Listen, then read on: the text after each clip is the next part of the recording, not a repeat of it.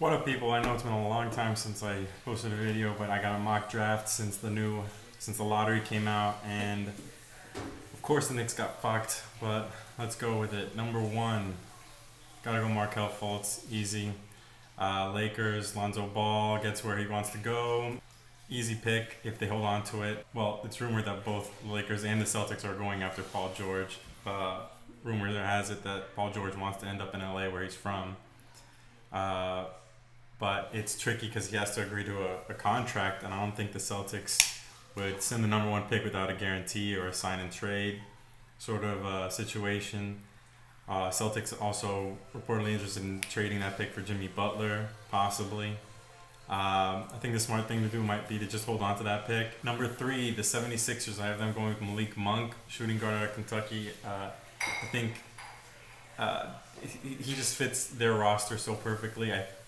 I know they jumped a bit, and Josh Jackson, I think, is in my opinion, a better player, a better prospect. But I don't think you want to have two building blocks who just can't shoot in Ben Simmons and Josh Jackson, or their question marks revolving around Josh Jackson's shooting and projectability. But I would go Malik Monk. He's just perfect fit at the one spot for the 76ers, so Ben Simmons can be the point guard there. Number four, the Suns. I have them going with Josh Jackson. I think he fits their roster perfectly. He's versatile. He can play the three or the four, honestly, and he's so athletic. He can defend pretty much all spots on the court. Number five, I have the Kings going with Darren Fox. Another pick that I think just makes all the sense in the world. You have Buddy Hield there at shooting guard, and you need a distributor, and Willie Cauley-Stein at center, and even Labisserie looked really good towards the end of the season. I think that roster, Darren Fox really brings that roster together. Number six, I have the Orlando Magic going with Jason Tatum, small forward out of Duke. This is where they can go a number of different ways. I think they need some scoring on the wings, and Tatum is absolutely that. But they could also try to swing for the fences in Jonathan Isaac, a stretch four, a 3-4 hybrid. But if everything clicks for him, he could end up being the best player in this draft. And he's a great defender, which they definitely need. Number seven, I have the Timberwolves going with Jonathan Isaac. I think Jonathan Isaac is a perfect running mate with Karl Towns and Andrew Wiggins. Number eight, the Knicks falling back one spot. I have them going with Frank Ntilikina, point guard out of France. Tremendous defender, playing in a more difficult league. He's got great wingspan. He can shoot the three. Just needs to work on his handles a bit. But he's a pass first point guard. And honestly, we really need to build a culture of defense in New York. And Porzingis is a great defender. But he needs to be playing at the five. You put him at the four, you have him guarding on the perimeter, it gets a little more difficult. But he's definitely a plus defender. And if you bring in a plus defender in Ntilikina at the one, I think you can really build from there, and you can start grabbing just best players available in the future. Even if they just score and not so great defensively, they give you that flexibility. I think he sets us up better for the future. Number nine, the Mavericks. They are also rumored to really like Ntilikina. But I think they'll be happy with Dennis Smith Jr. falling in their laps. The guy is a stud. He's a stat filler. He's a score first point guard. Absolutely. He can get some steals, but he's not a defender. He's kind of not an uninterested defender.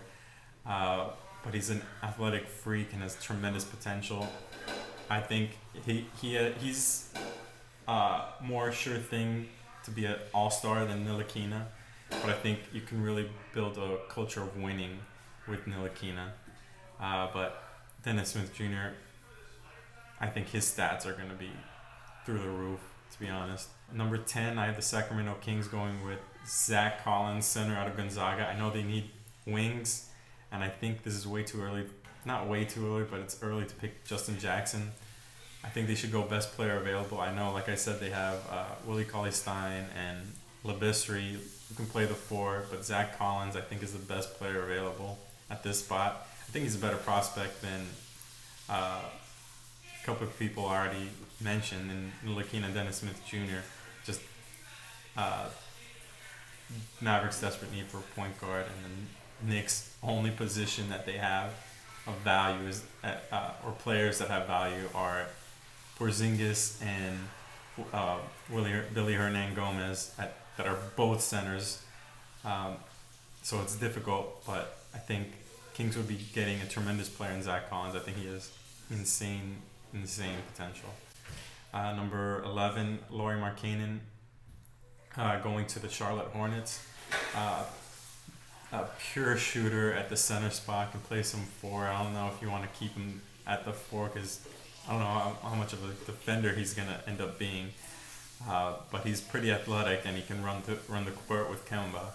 So I think it makes sense. Number 12, I have the Pistons going with Justin Jackson, small forward out of North Carolina. He's a scorer. They could use some wing scoring.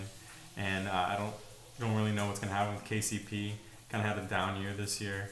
And this guy can be a 3-and-D guy right off the bat. Number 13, the Miami Heat. I have them going with John Collins, power forward out of Wake Forest. Like I said before, I'm a huge fan of John Collins. He's a great defender, can shoot a bit, can block shots. I think he's the kind of player that the Heat would like, a defender. They may want some more offense next to Whiteside, some outside scoring at the power forward spot. But Collins can develop that. It just depends on what they want to do. Number 14, the Nuggets. I have Donovan Mitchell, point guard out of Louisville. Played more shooting guard, really, but he's 6'3". But he's got a 6'10" wingspan. He can guard shooting guards. That's not a problem. But they run their offense through... Nuggets are in a position where they need to start centering their team around Jokic. So I think Donovan Mitchell is honestly perfect. He can defend and he can shoot the three. He can score a bit. He's athletic. He's a freak. I think this pick also is another one that makes a ton of sense. Number 15, I have OG Anunoby, power forward out of Indiana. Another athlete who's strong, who can defend the 2 through 4, in my opinion. I think at this point you're just going best player available, and I think that might be Anunoby. And if they end up trading Jimmy Butler, Anunoby could fit that small forward spot and also be the guy who defends the other team's best player. Number 16, Portland Trailblazers, going with Harry Giles, power forward out of Duke, the number 1 player coming out of high school. Had some knee injuries, but if he gets cleared by the medical staff, I think this is a steal here at number 16. And at that point, you are still, I think, looking for best players available. And Harry Giles, he's just an athletic freak, and he knows how to score in the post and run the floor. Like I said, could be a real big steal. Number 17, I have the Pacers going with TJ Leaf, power forward out of UCLA, great rebounder and shooter, scorer. I think he would be a great partner down on the block with Miles Turner, and can stretch the floor just like Miles Turner. Number 18, I have the Bucks going with Jarrett Allen, center out of Texas. Another team that's stacked with young players across the board. I think in a perfect world, Donovan Mitchell would fall down to them. And it honestly could happen. There's a lot of different moving pieces here. But I think Jarrett Allen makes a ton of sense. Number 19, the Atlanta Hawks, I have them going with Luke Kennard, shooting guard out of Duke.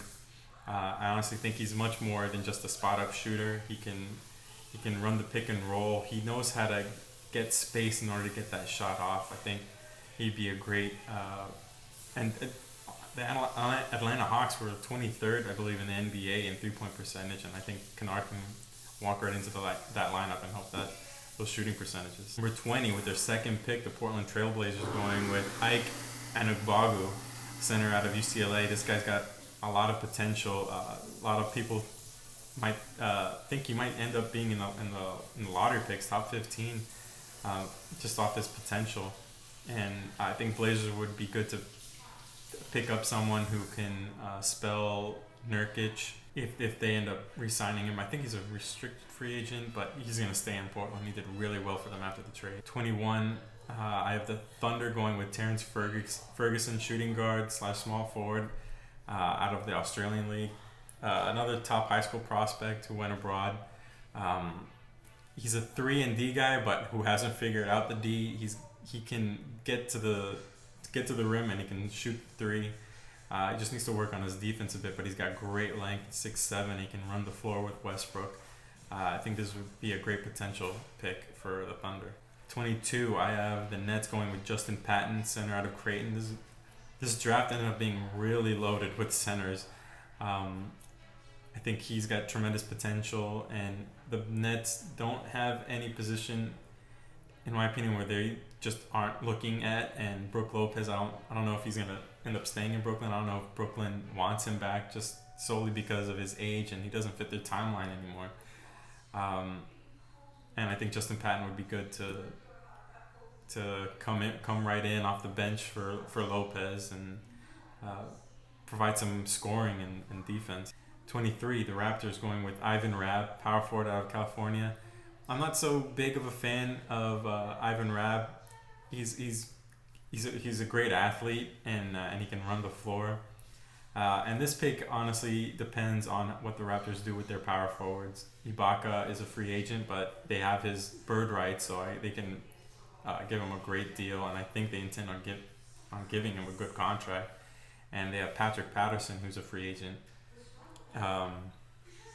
and they really need to re-sign him. He's an elite defender at the 4.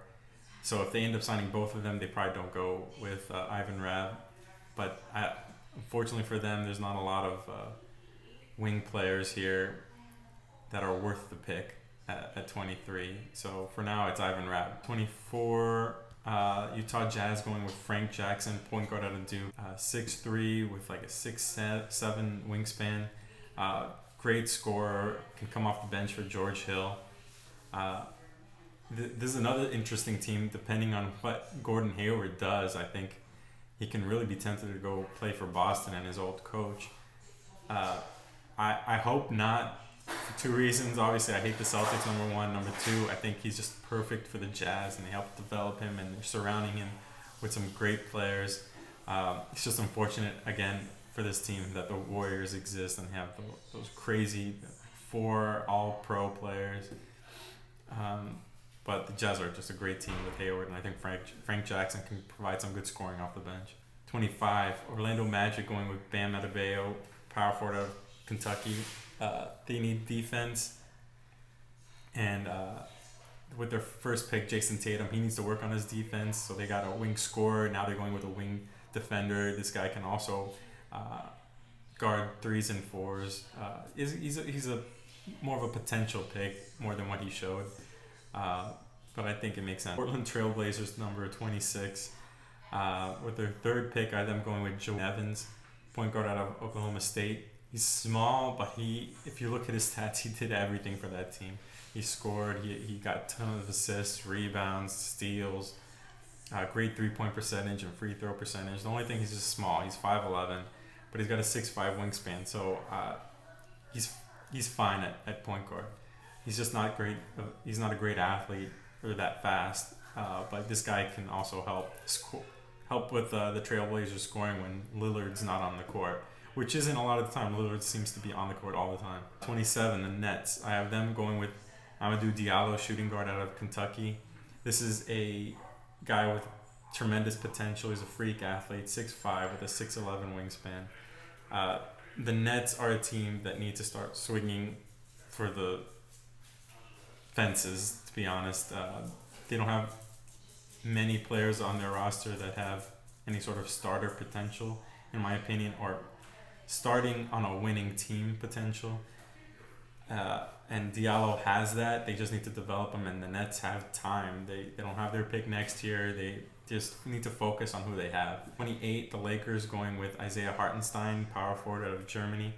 I think it's a foregone conclusion that they're going to pick Ball, and if they pick Ball, they need people who can run with him and shoot the 3, and this is something that Hartenstein can do. And the flexibility they get with Hartenstein is that they can keep him overseas, stash him over there, let him develop, or they can just I believe they can bring him in if they so choose. but I think he just makes sense with Ball. If they trade the pick for one of those studs we mentioned, maybe you want to choose someone who's closer to NBA ready than Hartenstein. 29, the Spurs going with Jonathan Jean, center out of France, 7'2" with a 7'7" wingspan. Who does that remind you of? A Rudy Gobert clone, it seems like.